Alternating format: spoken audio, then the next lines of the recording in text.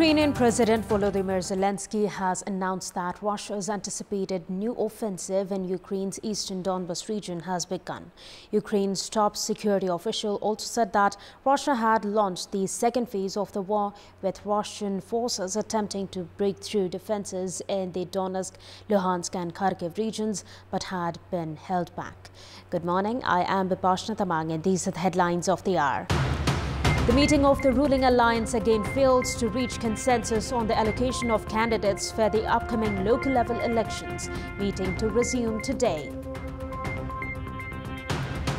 The general public compelled to pay hefty prices for daily consumable items as businessmen hike prices arbitrarily. Middle and lower income tier most affected. Russia launches its long-feared full-scale offensive to take control of Ukraine's Donbas region in the east. Ukraine's president vows Ukrainian troops will fight back against Russia's offensive. And Barcelona suffers shocking 1-0 home defeat by Cadiz to end their 15-match unbeaten run in La Liga, leaves leader Real Madrid closer to clinching the Spanish title. The meeting between the top brass leaders of the ruling alliance parties held yesterday again failed to reach a consensus on the allocation of candidates for the upcoming local-level elections. After Nepali Congress and Unified Socialists did not budge from claiming their stake on Pokhara metropolis, the meeting has been scheduled again for today. The meeting, which started at the Prime Minister's official residence in Balwatar yesterday morning, failed to reach consensus on allocation of candidates. Leaders participating in the meeting had informed that efforts were made yesterday to decide on 6 seats for metropolises and 11 seats for sub-metropolises. However, the meeting ended inconclusively. Today's meeting of the ruling alliance is scheduled to start at 11:30 this morning. General public are having to pay hefty prices for daily consumable items as businessmen have hiked the prices arbitrarily. The middle and lower income tier have felt the most brunt of the rise in prices of goods. Meanwhile, the Nepal Rashtra Bank has maintained inflation on daily items stands at 25%. More in this report. Price for lemon at the capital's Kalimati vegetable market stands at 350 to 400 rupees per kilogram. The item's price went up by 68% in the past month. A dozen bananas that were available for 100 rupees last month now cost 200 rupees in the wholesale market. The soaring prices of potatoes, onions, tomatoes, among other vegetables, have hit the lower and the middle income population the hardest. Apart from fruits and vegetables, the prices for daily consumables like cooking oil have gone up by 10 to 26%.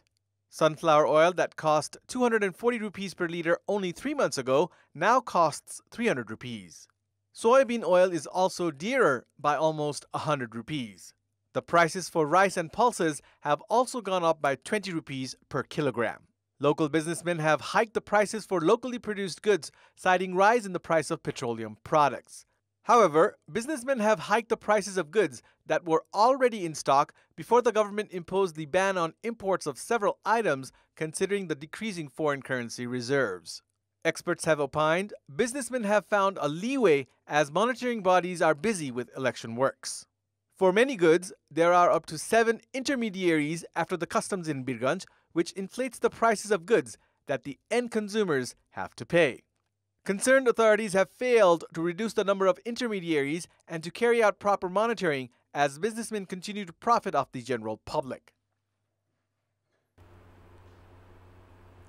And in this context, in our Public Voice segment, we had asked people in several provinces what should be done to control inflation. Let's take a look at what they had to say.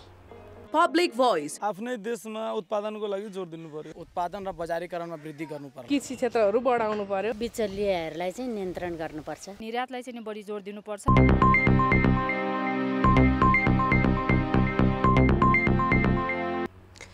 Nobel laureate Kailash Satyarthi has called for serious efforts from governments and international organizations in ensuring social protection for every child.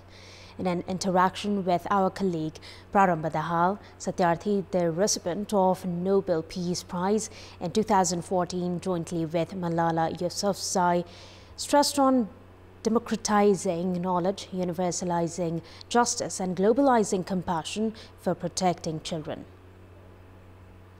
Child prostitution, child labor, child trafficking, all these crimes against children are growing.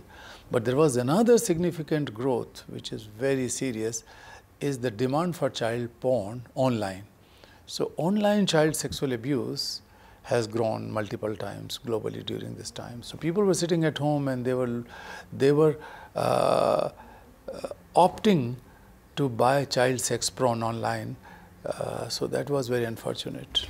While countries continue to develop and formulate laws to combat these kind of issues, how far have we gone? What have the achievements been in the past couple of decades? And how do we continue to combat these online issues as well?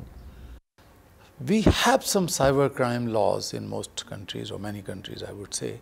But when it comes to online child sexual abuse, there is no international law, unfortunately. There is no UN convention, which I have been demanding for quite some time, and I will keep on demanding, that there should be some strong check on the data service providing companies, because they make money, they mint money out of this child sexual abuse material which is uploaded and then distributed.